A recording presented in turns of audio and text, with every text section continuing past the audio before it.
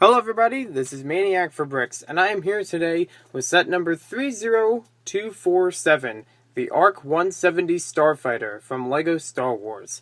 This set is ages 6 to 12, has 54 pieces, was released in 2014, and originally cost about $3.99 at Toys R Us.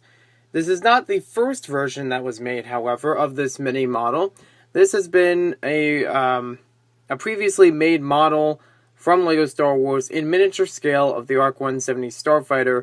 The original one was a promo release, polybag, but this one you could just buy it as is. Let's take a closer look at the set now, starting with the packaging. So here we have the packaging and the instructions. Now you might remember that the ARC-170 Starfighter was used in the movie Star Wars Episode 3, Revenge of the Sith, from the second trilogy, as some consider the original 4 through 6. As we see the package, we got this large planet overhead. I'm not really sure which planet that is, but we can see this is a little bit in the midst of a fight.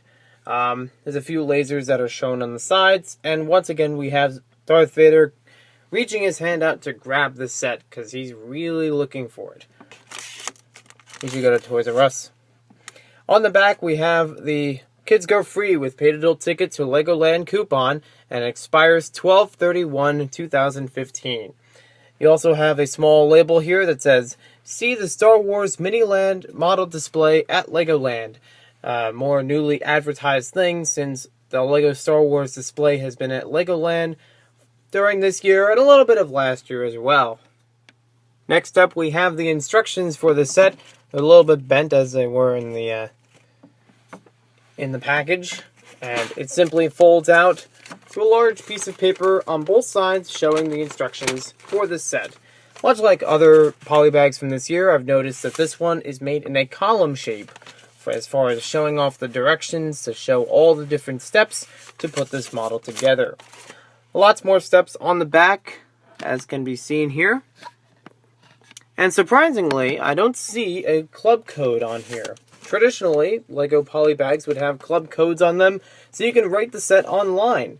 However, this one doesn't seem to show it on either side, and doesn't show it on the packaging either. Very peculiar in that case. We have several extra pieces in this set as well. We just have a white lever piece that is used as a turret. We have a chrome 1x1 round plate that is used for the astromech droid.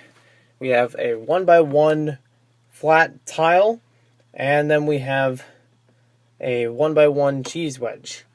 So, cool, interesting, these little extra pieces for this set. So here we have the main model itself, the ARC-170 Starfighter. This is a pretty cool model, from the miniature minifigure version to this sort of micro version that's made as a polybag. I thought this is a pretty cool looking vehicle in the movie, and even as a LEGO set. As we look around, you can see that it doesn't stand properly as it should stand like this. It kind of leans forward because, we have a little bit of space underneath. It definitely carries the shape of the vehicle well, and has a lot of the main colors of white, gray, and dark red spread appropriately throughout the model. On the back, you can see that there is a cockpit with a small turret that is imitated by a laser. So that's pretty cool. A lever. So that's pretty cool as far as, a design idea. As mentioned before, the 1x1 on top is an astromech droid. So that's interesting how they made it in chrome to make that effect and not make it look like a regular detail. We also have these large cannons that are on both sides, and we have probably one of the better parts of the set, the minifigure heads in dark red twice to use for the engine pieces. Those don't particularly move, but it is pretty cool how those designs work. And for those who want to make monochrome minifigures, you'll probably want to get this set for those heads.